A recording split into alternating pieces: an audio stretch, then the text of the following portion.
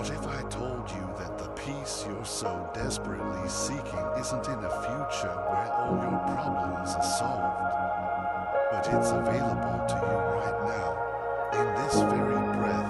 What if the only thing standing between you and that peace is the single, powerful choice to stop worrying? Stay with me, and we'll make the choice together. Here is a truth that can change your life. You are not suffering from your circumstances. You are suffering from your thoughts about your circumstances. The prison isn't your reality. It's the constant worry, the replaying, the what ifs. Today, we are going to walk out of that prison, and you will discover that the door was never locked. Imagine you are drowning, but when you look around, you realize you are standing in a shallow, calm stream. The water isn't over your head. Your head is under the water. You are not drowning in the moment. You are drowning in your own mind. Today, we learn the simple, profound act of standing up. Have you ever paused to notice that most of your suffering isn't caused by what is actually happening in your life, but by what you are constantly thinking about it? It's a relentless storm of what ifs, a ghost from the past haunting your present, a shadow of the future stealing today's light. You keep waiting for the perfect day when the skies are clear to finally feel at peace. But that day never seems to arrive. Let me share a truth that Buddhism reveals so beautifully. Peace is not waiting for you in the future. It is waiting for you to stop running and return to the present. The very moment you stop feeding your worries is the moment life stops passing you by. You start to feel the air on your skin again. You start to hear the quiet rhythm of your own heartbeat. You begin to truly live, because real life doesn't begin when everything is perfect. Real life begins the moment you finally let go of the need to control it. 1. The present moment is the only place where life exists. When we worry, our minds become mental time machines, constantly pulling us into a future that hasn't happened yet or dragging us back into the past that is already gone. But the profound truth is, neither of them can be touched. The only thing we ever truly have is the present moment. This very breath, this single, quiet moment in time where life is gently unfolding. Buddhist teachings emphasize that all freedom, peace, and joy are found only here and now. The more we feed our worries with our precious attention, the more we lose contact with this present moment. It's like trying to enjoy a beautiful meal while constantly thinking about what you will eat tomorrow. You completely miss the flavors, the textures, the entire experience. Life works the same way. If you're always lost in what might happen or stuck in what already happened, you are missing the life that is happening right now. Imagine standing by a flowing river. The trees are swaying, the birds are singing, but you are staring down at your phone, rereading old messages and worrying about tomorrow's plans. In that moment, the river still flows. The world continues to breathe around you, but you are not really there. This is what worry does. It disconnects you from the simple peace that already surrounds you. But the good news is, the moment you realize this, you can return. You can come back to the now, not with force, but with gentle awareness, simply by noticing your breath, feeling the weight of your body, or listening to the sounds around you. You reconnect with what is real. You do not need to solve every problem to feel calm. You just need to come home to this moment. Because in this moment, your fears are silent. In this moment, nothing is required of you but to simply be. And in that space, a quiet joy arises, not because everything is perfect, but because you are no longer lost in everything that isn't. 2. Worry is an attempt to control the uncontrollable. At its core, worry is the mind's desperate attempt to feel in control when life feels uncertain. When faced with the unknown, your health, your future, your relationships, the mind panics. It becomes a frantic strategist, trying to map out 1,000 different battlefields for wars that may never come. It believes that if it can just think hard enough, it can build a fortress against uncertainty. But the truth is, most of life is beautifully, wildly beyond our control. No amount of worry can guarantee safety or certainty. And that is the painful irony. While we think worry helps us stay safe, it actually traps us in a cycle of fear, burning up our energy without giving us any real control at all. From a Buddhist perspective, this desperate need to control comes from attachment, our deep, emotional investment in how we think things should go. When life begins to shift in unpredictable ways, as it always does, we resist. That resistance creates suffering. Freedom comes not from trying to force the river of life to flow our way, but from learning how to float with it. When you accept that you can only influence your own actions, not control the universe, the mental tension of worry begins to dissolve. Imagine you have an important decision to make. Your mind is flooded with what ifs. These thoughts feel productive, but they are solving nothing. Now, imagine instead you take a deep breath, make the wisest choice you can in this moment, and then you let go. You allow life to unfold. That is not weakness. That is profound power. To worry is to fight the waves of the ocean. To let go is to float. Free. Everything you fear is temporary by nature. One of the most liberating truths in Buddhist wisdom is this: nothing lasts forever. Every emotion, every thought, every moment of pain, it all arises, stays for a while, and then eventually fades away. But in the grip of anxiety, the mind builds a prison around a single, fleeting moment and tells you, this is forever. It takes a snapshot of a storm and tries to convince you it's the permanent climate. This is the illusion. Everything you are worried about is already in the process of changing. This concept is called anicca, or impermanence. This is not a tragic truth. It is the most hopeful truth of all. It means that no pain, no fear, no anxiety has the power to stay.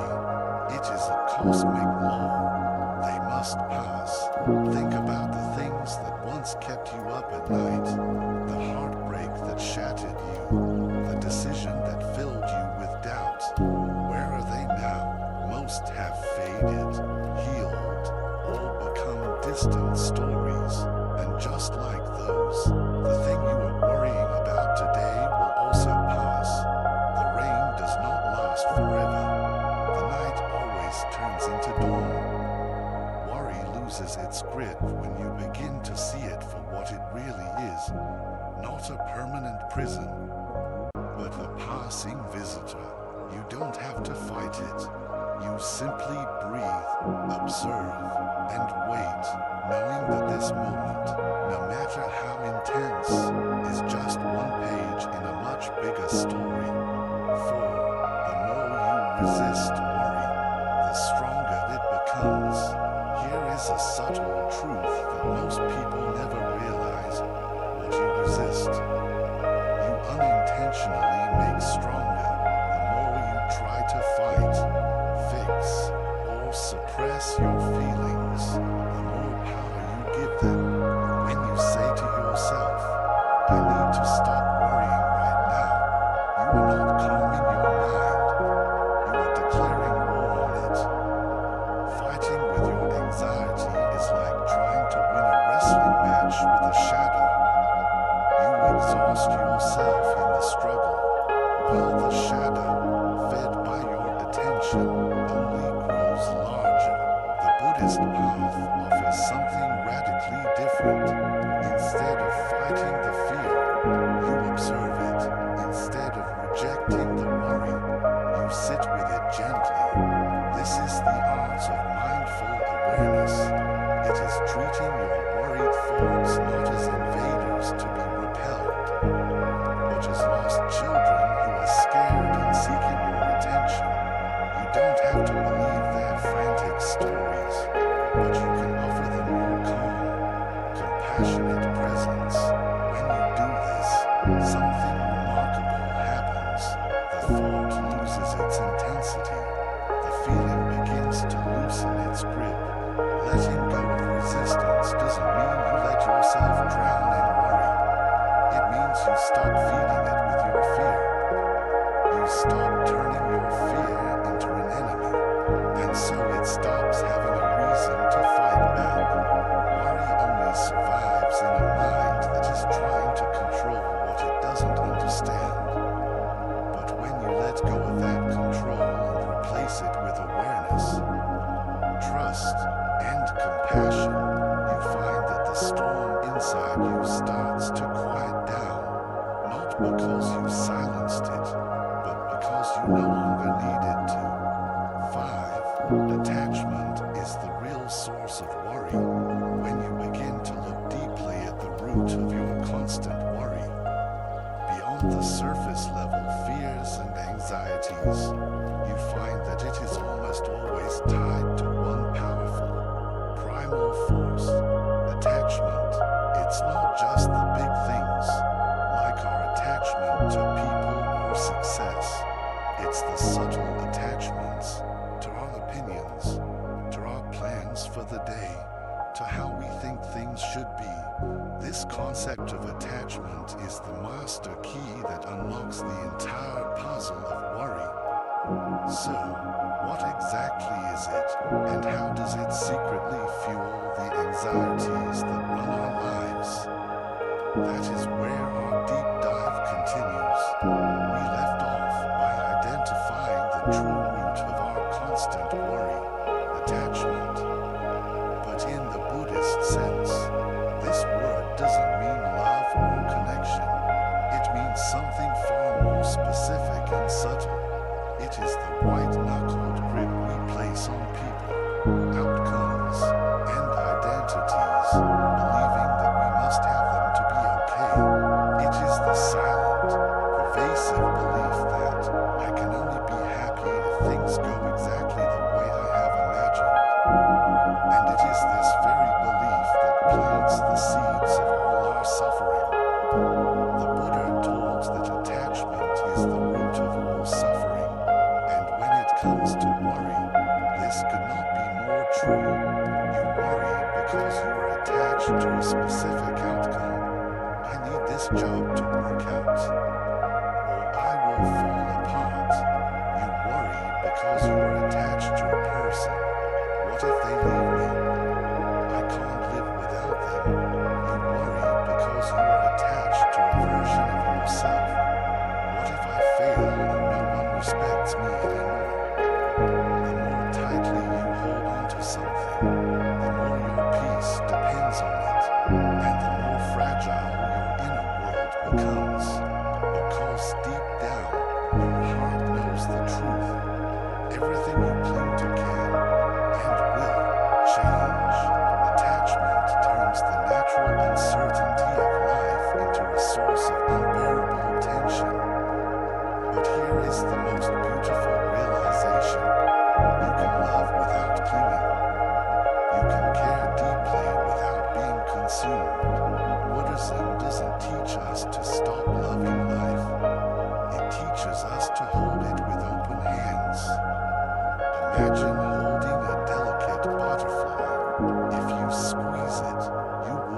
push it, if you let it rest gently on your open palm, you can enjoy its beauty without trying to possess it.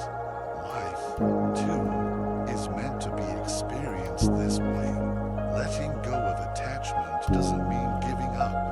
It means shifting your identity from someone who needs specific conditions to be okay, to someone who is okay regardless of the conditions.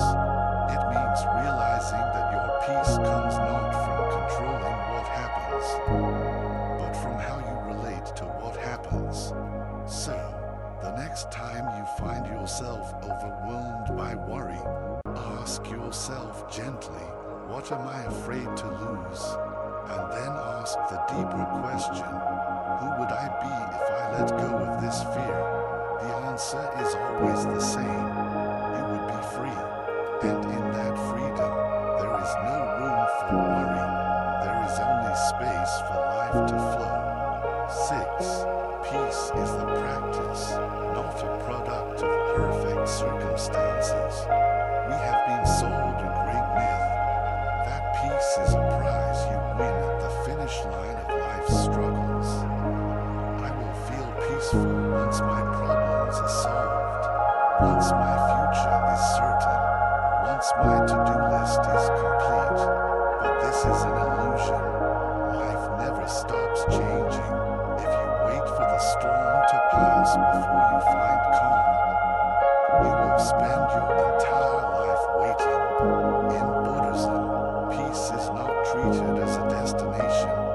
It is treated as a discipline, a daily inner practice. It is a skill you cultivate in the middle of chaos. When you believe your peace depends on your external environment, you give away all your power. You become a victim of circumstances, pulled by every wave. But peace that is rooted in wisdom is different. It does not depend on conditions. It depends on your relationship with those conditions. It asks, can you stay centered even when the world shakes? Can you return to your breath when your thoughts spiral? Peace is the choice, made again and again, especially when it is hardest. Think of it like this. Peace is a garden. You don't just plant a seed and demand a flower. You show up every day. You tend to the soil of your mind with awareness. You water it with moments of presence. You gently pull the weeds of obsessive thought. Peace grows not because the weather is perfect, but because you are consistent. Your mind flourishes not by chance, but through devoted care. And on the days when peace feels far away, the practice is not to force it, but to offer yourself compassion for the struggle. You only need to remember your way back. 7. You are not your worries. You are the one who observes them. Perhaps the most profound realization in this entire journey is this. You are not your thoughts, your fears, or your worries. You are the silent, spacious awareness that sees them. The moment you grasp this, you reclaim your freedom. The mind is like a 24/7 radio station that you did not ask for. It plays all kinds of programs, the news of yesterday's regrets, the scary dramas of tomorrow's fears, and endless commercials trying to sell you the idea that you're not good enough. For most of our lives, we believe we are the radio. We identify with every panicked news report. The great liberation is realizing you are not the radio. You are the silent, spacious room in which the radio is playing. This is the practice of non-identification. Your thoughts are not personal truths. They are simply mental events, like clouds drifting across the sky. When worry appears, you don't need to fight it. You simply notice it. You can say to yourself, oh, there's that worry story again. In that between the thought and your belief in it. Your freedom is born. You don't need to chase every thought your mind creates. Just because a thought feels urgent does not mean it is true. This awareness isn't weak. It is deeply powerful. The more you practice observing your mind, the clearer you realize that you are never the fear, never the doubt, never the worry. You are the stillness beneath it all. You are the wide sky, not the passing storm. And no matter how long the storm lasts, the sky always remains vast, clear, and untouched. That is your true nature. And so, we arrive at the heart of it all. The journey out of worry is a journey home. It is the realization that the present moment is your only true refuge. That control is an illusion. That everything passes. That resistance is futile. And that attachment is the hidden source of our pain. It is the profound discovery that peace is not something you find, but something you practice. And most importantly, it is the liberating truth that you were never your worry. You were always the awareness behind it, patiently waiting for you to return. The Buddha never taught us to run from life. He taught us how to awaken within it. He taught that the end of suffering doesn't come from fixing the outside world, but from transforming how we meet our inner world. When you let go of worry, you do not become careless. You become clear. You begin to live with intention, not fear. Your journey with this practice is deeply personal. If you feel inspired, please share one insight from this video in the comments below that you will carry with you this week. Your wisdom might be the very thing someone else needs to hear today. If this message has brought you a moment of clarity or peace, please support our community by liking this video and subscribing. We explore these profound paths together every week, and we would be honored to continue the journey with you.